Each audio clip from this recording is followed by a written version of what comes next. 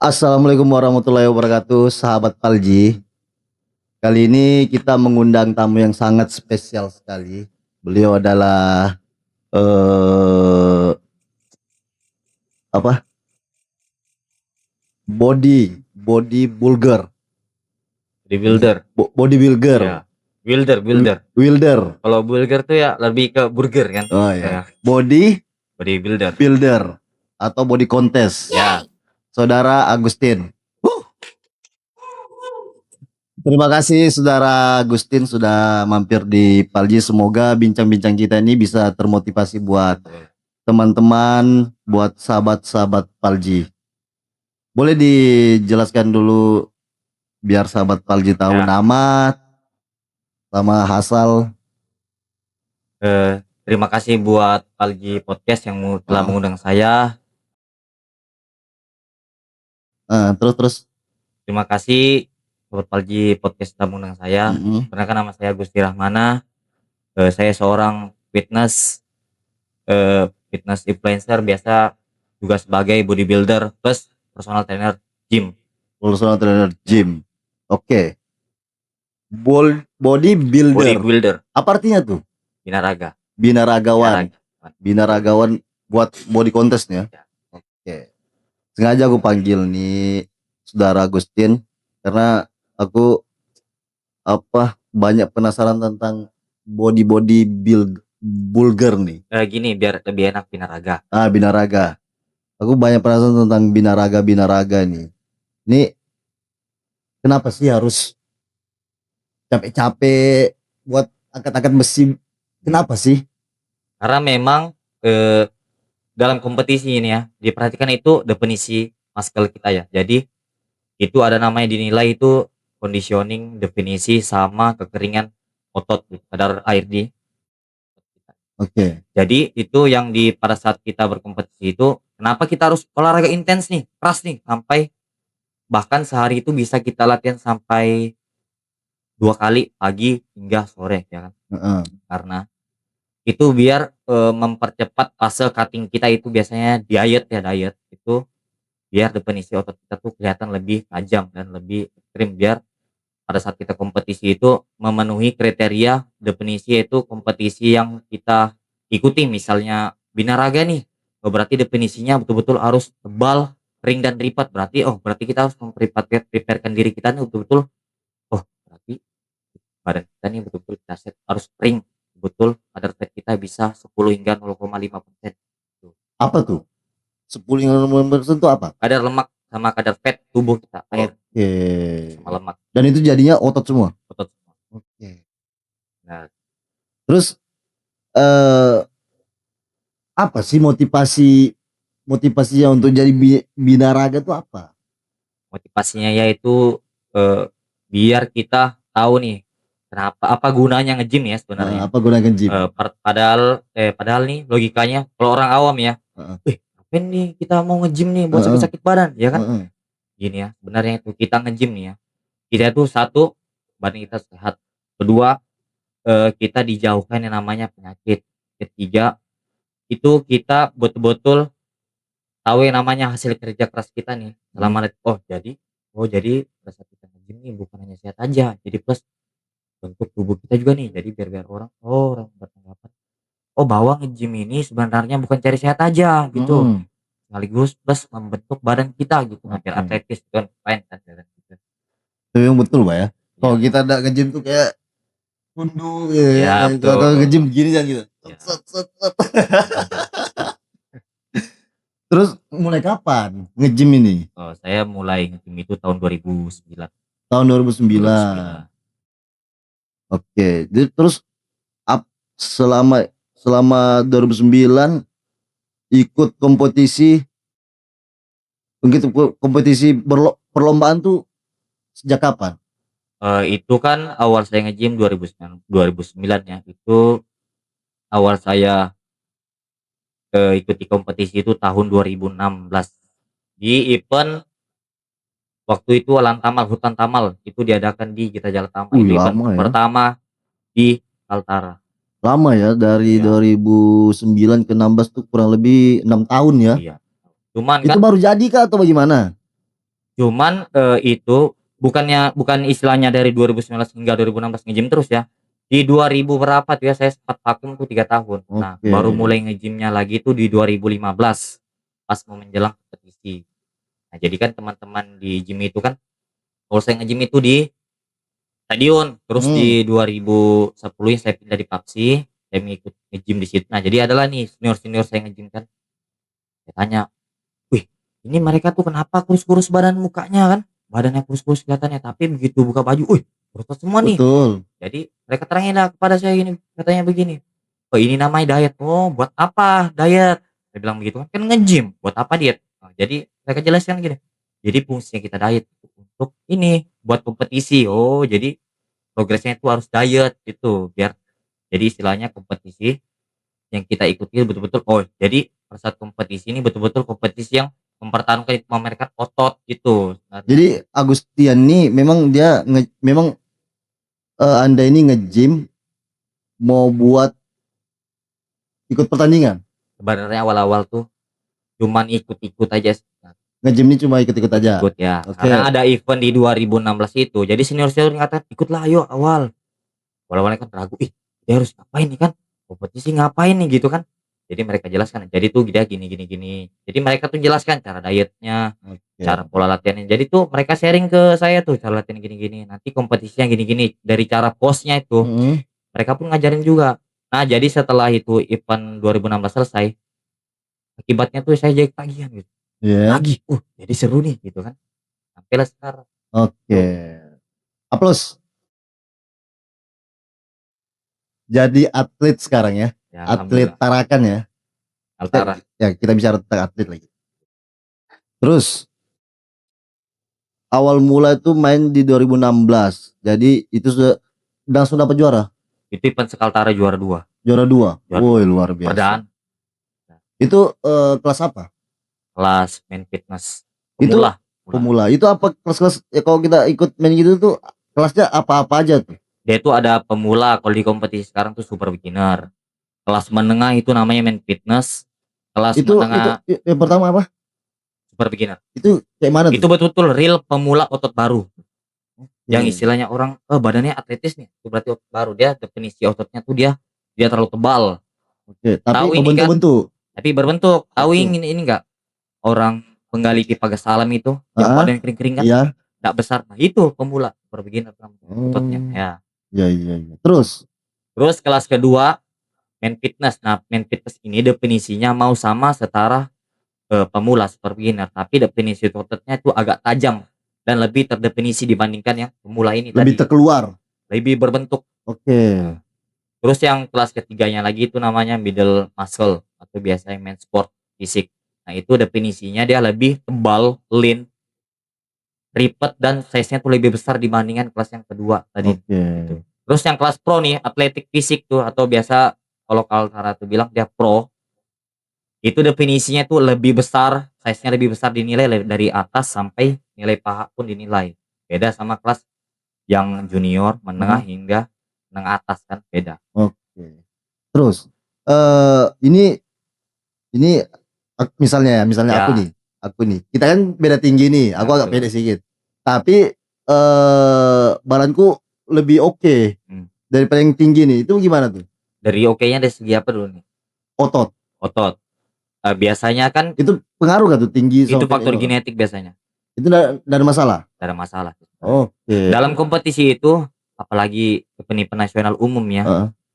yang dulu itu event-event itu tidak ada namanya berpatokan sama tinggi berat badan. Sekarang tuh sudah berlaku yang namanya tinggi sama berat badan, itu Oh, berpengaruh. berlaku. Kalau dulu ya, mau kita tinggi, mau kita pendek, tapi definisi otot kita sama, masuk kategori yang sama, itu ndak ada patokan dia, harus tinggi, pendek, nggak ada. Sama semua. Berarti sekarang nih tinggi sama tinggi semua gitu. Tinggi sama tinggi ya. Berat badannya pun juga harus mengikuti regulasi, misalnya tingginya sekian berapa, nanti beratnya dipatok harus sekian berapa gitu. Oke.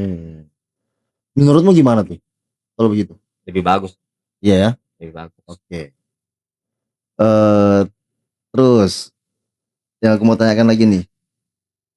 Eh kan itu nge-gym tuh kan buat pembentukan otot. Betul. Bagaimana dengan orang-orang yang nge-gym tapi dia nih ototnya ndak terbentuk. nggak terbentuk. Itu gimana tuh? Itu biasanya satu faktor kurangnya nutrisi.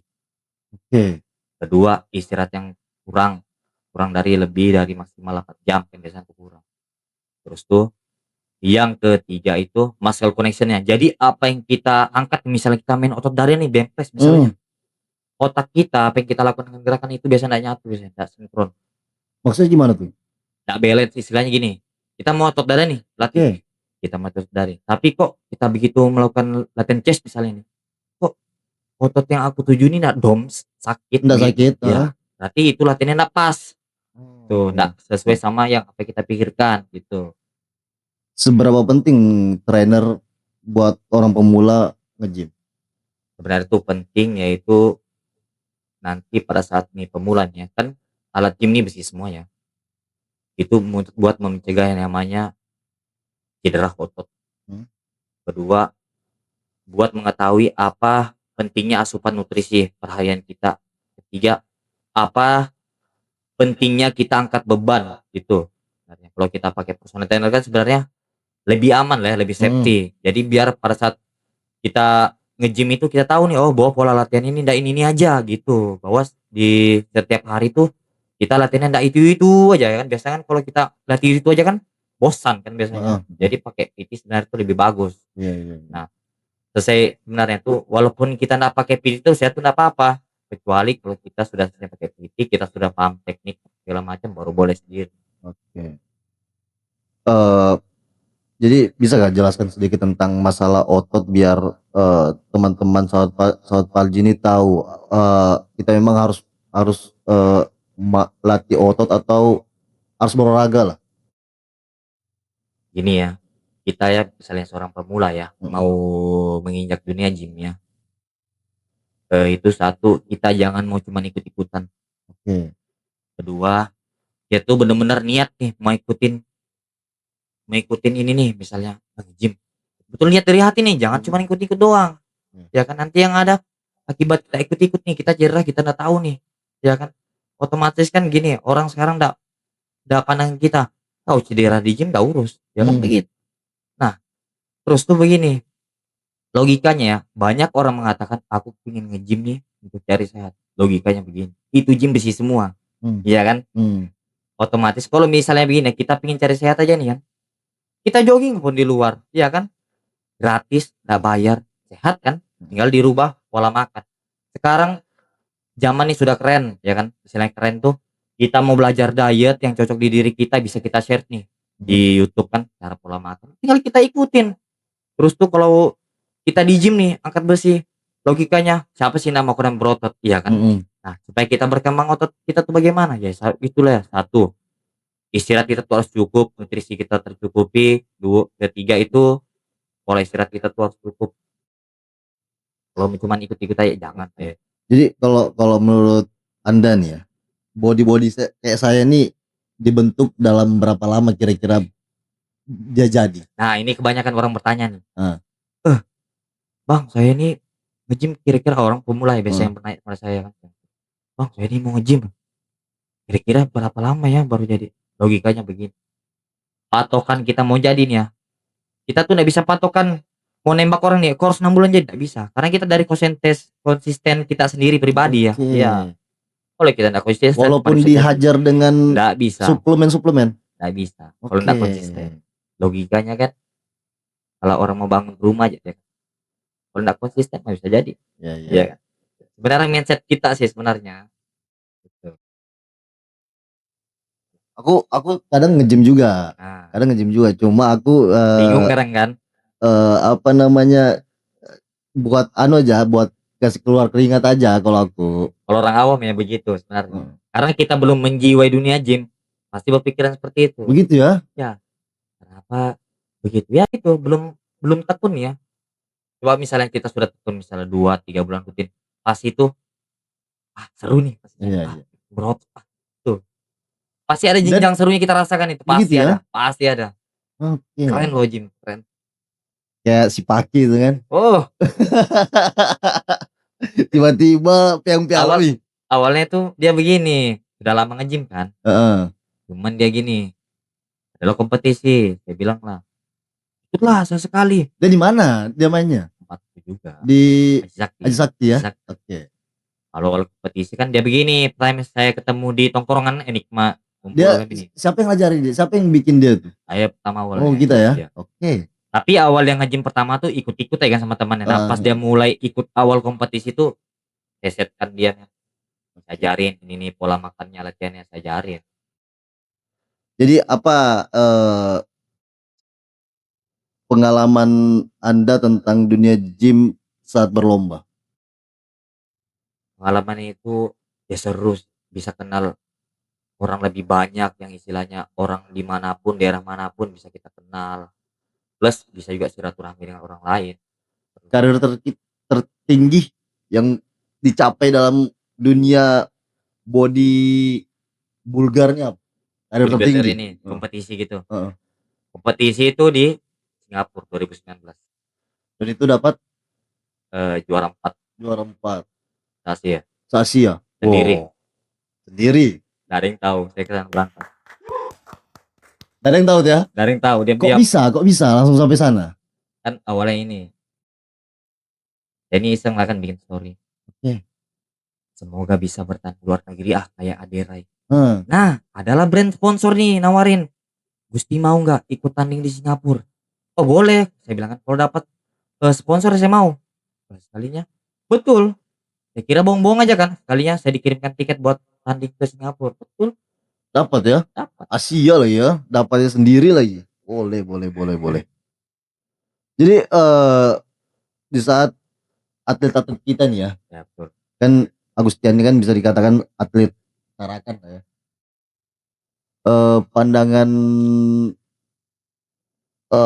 kota kita, kota Tarakan ini tentang atlet-atlet Tarakan apabila ingin Maju. berkompetisi di luar tuh, apakah mereka nyepot atau memang anu kita sendiri, biaya kita sendiri? Sebenarnya sih kurangnya support ya. Sebenarnya banyak atlet potensial di Kaltara nih ya. Orang luar pun mengakui atlet Kaltara ini luar biasa. Orang luar mengakui? Karena saya sering tanding kan mereka Oke. Karena kan saya dulu sering tanding keluar ya. Keliling itu saya tuh dulu sering keliling jauh ya sama Aken paling lama. Bang Aken.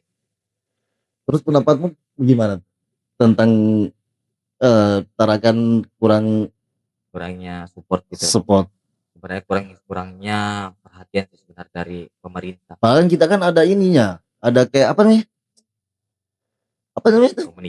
Komunitasnya tuh. Nah, tapi kalau kita berpatokan komunitas semua komunitas tuh ya tidak menjanjikan. Ya? Jadi istilahnya kita masuk saja di komunitas belum tentu komunitas mensupport kita gitu. Tergantung dari sistem. Kalau body bulgar nih dia bodybuilder binaraga ya kita. Ya binaraga. Binaraga nih dia masuknya di mana tuh? Di kayak cabur-cabur. Binaraga. Nggak ada kah dari cabur tuh menyediakan dana buat teman-teman yang kompetisi keluar? Cabur untuk yang ya biasanya itu enggak ada. Nggak ada ya? Rata-rata ya Kaltara nih biasanya kalau kita mau bertanding tuh dari yang support kita. Dan pernah gak Agustiani dipanggil dengan tetangga-tetangga kota kita kayak Malinau buat jadi atlet sana? Nggak pernah?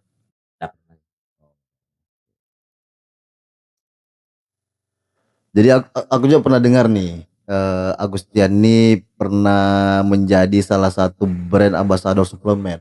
Betul ya? Kan? Benar. Itu suplemen apa? Skate nutrition. Selama berapa tahun? 3 tahun. Itu untuk kontrak itu pas kompetisi di Jakarta.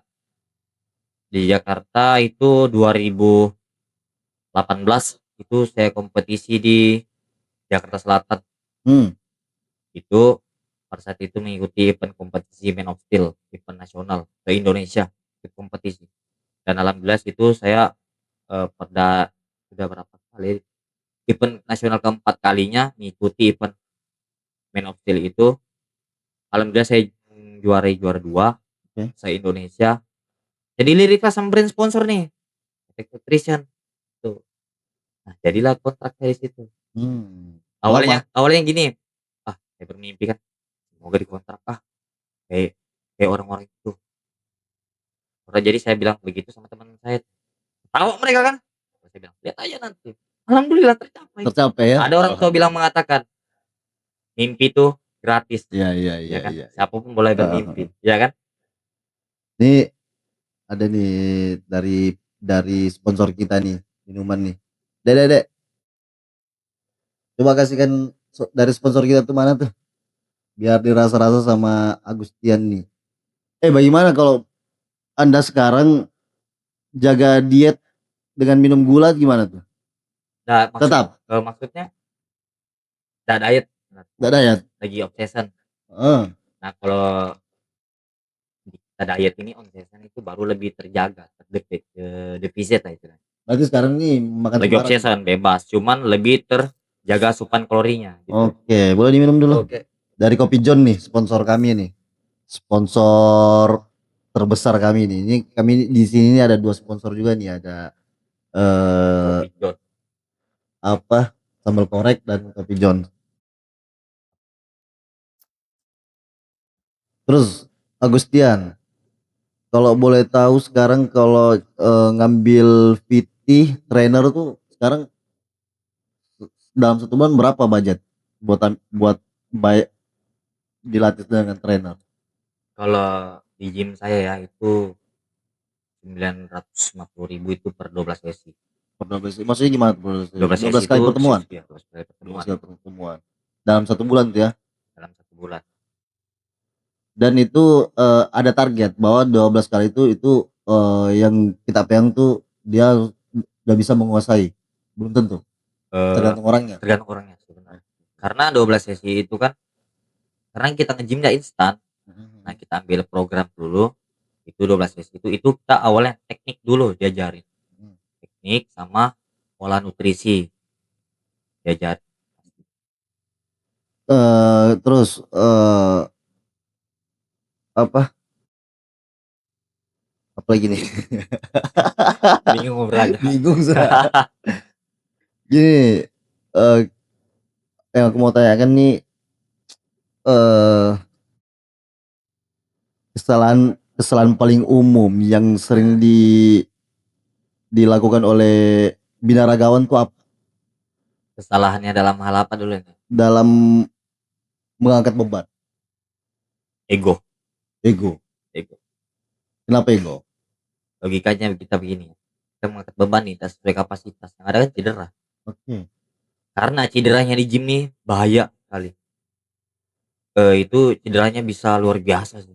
Terutama di tulang belakang, sendi-sendi itu pun berpengaruh sekali. Apalagi dengan yang kapasitas diri kita tidak kuat mengangkat nih ya. Lebih kapasitas dengan ego kita tuh yang ada cedera. Iya. Wassalamualaikum. Nah, gini.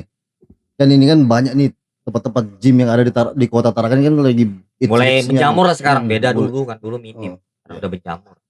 Bagaimana pendapatmu tentang tempat gym yang ruangannya tertutup lalu ber-AC? Semua sih tergantung dari pengelola gym ya. Karena kan di Ya, Tarakan nih ada juga orangnya yang enggak suka ber-AC, ada juga yang ber-AC. Tapi tergantung orang-orangnya ya sih. kalau menurut Anda? Ya sih menurut pribadi bebas. Tapi kalau saya pribadi saya enggak suka yang ber-AC gitu. Oh gitu ya. Itu buat kalau menurut binaragawan itu enggak ada masalah. Enggak ada masalah. Oh, enggak ada masalah ya. Iya, enggak pengaruh. Oh, enggak pengaruh. Enggak. Oke. Tapi aku pernah main di ruangan ber-AC. Main Keringatnya kurang tuh. iya keringatnya kurang. Tapi aku member malah. rugi.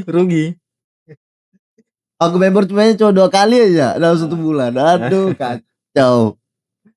Tapi dalam member sebulan itu enggak serius, rugi kan? Iya, rugi kan? Enggak ada dapat apa-apa kan? Cuma pengen latih-latih aja lagi. Action aja lah gitu ya. Latih-latih aja lagi. Kalau alat aku tahu. Sudah tahu ya. Sudah tahu, cuma ya Variasinya lagi. Variasinya lagi. Sekarang kan banyak tuh kalau dada tuh kan. Dulu kan kita main tidur. Sekarang kan enggak perlu tidur. Sekarang keren. Bukan alat manual aja, mesin malah ada. Iya. Yang istilahnya orang nih belum mengimbangi alat ya, pakai mesin sudah imbang, tinggal power aja lagi dimainkan. Coba bisa Kak, Agustin ini jelaskan tentang masalah-masalah otot, biar sahabat Palji tahu, Masalah-masalah otot seperti apa dulu? Masalah pembentukan otot. ya itu tadi, dari segi pola tidurnya, nutrisinya, sama, intens latihannya. Ya kalau dalam binaraga binaraga nih ya, itu, mana penting? Beratnya kah atau banyaknya Tekniknya, teknik ngangkatnya? teknik sebenarnya yang Heeh, utama. Kedua beban. Yang inti nomor satu kan kita harus tahu teknik dulu, beban nomor 2. oke. Kan biasa banyakan pemula nih saya lihat di gym itu, mentang-mentang dia awal nge-gym nih dirasanya ringan, tapi gerakannya salah, yang ada, "Aduh sakit badanku ini," segala macam kan banyak Iya, iya, keluhan, iya. gitu. Rencana mau bikin otot dada malah jadi Main-lain, punggungnya. mau tadi main otot tadi malah selek di shoulder nih ya kan, lain kenanya, mau cari sehat malah cari penyakit, Iya, iya, iya, iya, iya. Jadi yang apalagi itu lupa lagi kan.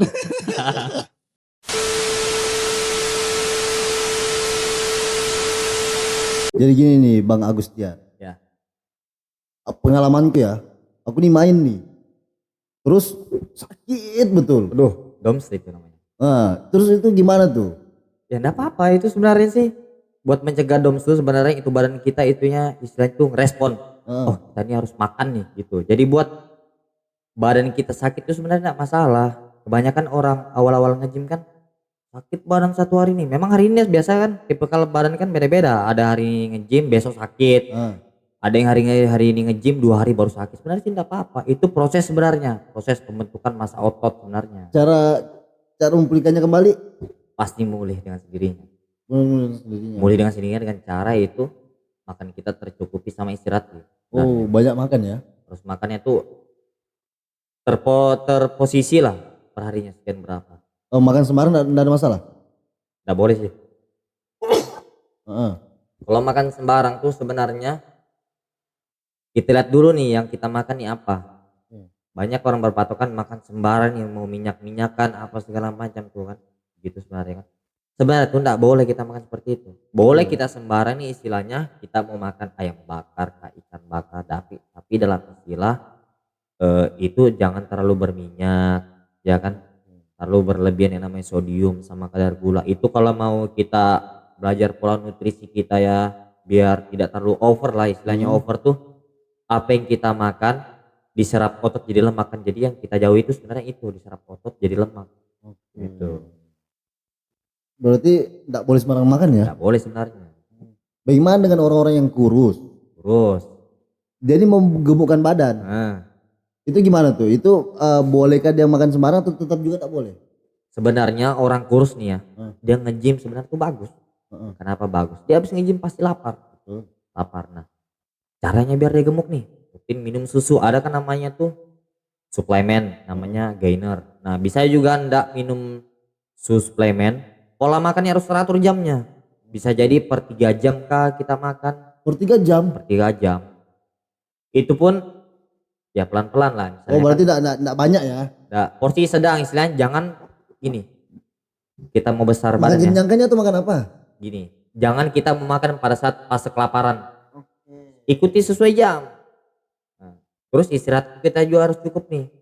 Logikanya kita begini ya, kita kerja terus ya, Mmm. tanpa adanya istirahat otak kita stres kan, sama otot.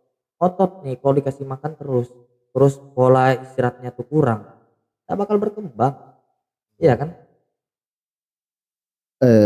Seberapa penting suplemen dalam binaragawan? Penting banget, karena suplemen itu adalah asupan tambahan protein buat penyerapan otot biar cepat. Kira-kira menurut Bang Agustian nih, kita minum minuman itu kan manis tuh, Nah, apalagi itu kan, dalam bentuk kemasan. Kita minum-minum gitu tuh itu, efek sampingnya tuh gimana tuh? ke rasanya efek sampingnya seperti apa dulu nih? Kayak Reaksi di badan kah? ya reaksi di badan, apakah itu kena penyakit apakah Nah, Nggak ada lebih gitu? reaksinya ke badan kita sih, badan kita tuh terasa segar, fresh. Jadi pada saat latihan ini badan kita terasa pumping, pumping atau biasanya pump gitu. Kalau orang anu nih ikut binaragawan lomba nih, itu main suntik-suntik itu apa sih namanya? Injek, Suntik apa yang namanya? Injek. injek steroid, Steroid. steroid Boleh itu. itu sih tergantung orangnya biasanya. Sebenarnya gini, roid itu ya sebenarnya enggak apa-apa kita gunakan, cuman yang enggak boleh itu kita gunakan di luar kapasitas tubuh diri kita. Biasa kan orang pakai roid tergiur sama hasil tuh. Nah, akibatnya tuh kita tergiur dengan hasil yang kita pakai berapa bulan sekian itu, kita pakai terus. Karena roid ini dia kayak narkoba. Kita bakal Ketergantungan. ketagihan, ketergantungan. Masa ya? Iya. Makanya Itu steroid itu dari apa sih sebenarnya itu? itu sebenarnya tuh bahan kimia sih yang mempercepat pertumbuhan reaksi otot sebenarnya. Jadi apapun yang kita makan diolah jadi protein, penyerapan di otot signifikan cepat, terus pemulihan otot yang tadi kita latih cedera ini, kram misalnya DOMS, pemulihannya cepat. Tapi dalam jangka yang singkat.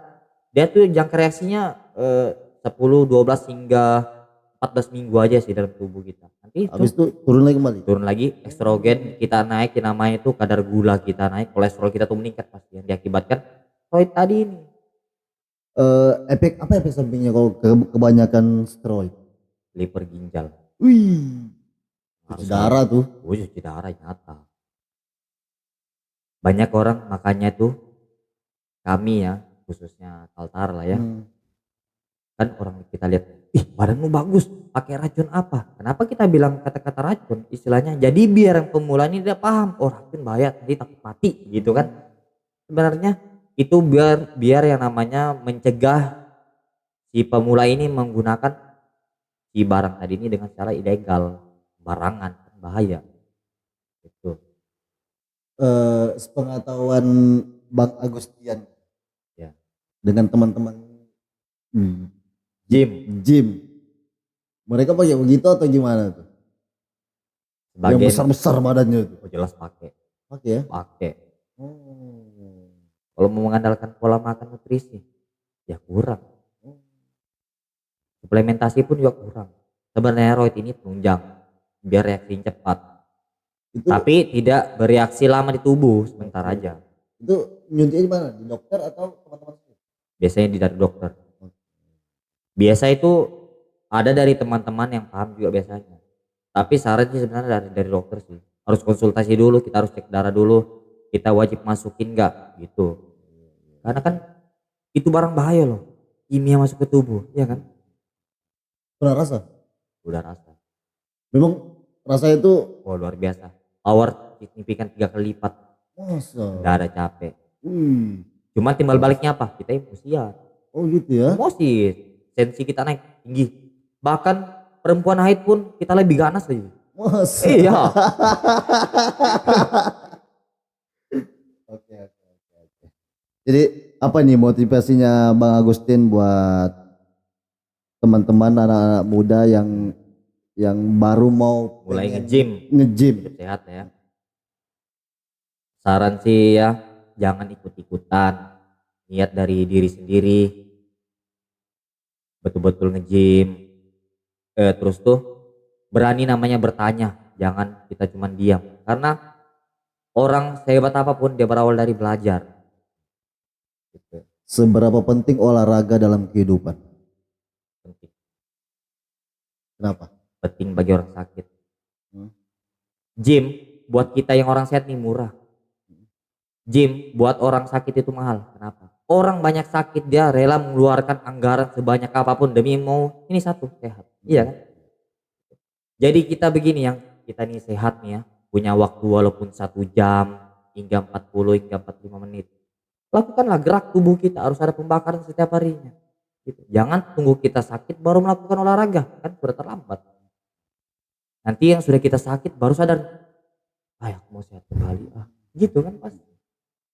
Jadi Bang Agustin ini di Aji Sakti ya? Aji Sakti. Berapa trainer dari Aji Sakti? Trainer ada 12. Wih, banyaknya. Iya. Dan itu terpakai semua. Tuh pakai semua. Udah pernah di gym-gym lain manggil Bang Agustian buat Pernah saya dipanggil freelance lah kan pindah ke sana. Cuman saya bilang nggak bisa. Karena kan setiap jam saya ngajar kan itu biasanya jamnya berbeda-beda kan. Biasanya dekat-dekat kan. Jadi untuk di kita misalnya diri kita nih mau gym nih. Bang, saya di gym sini nih. Boleh nggak sini?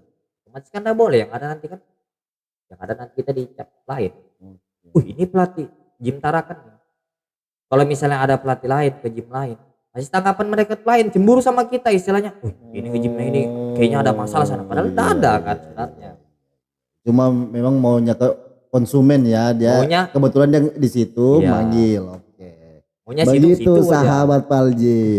Jadi ini mohon konsumen. Jadi sekarang berapa nih anak didiknya Bang Agustian? Ya, lumayan ada 10 lebih lah. Wih, luar biasa lah.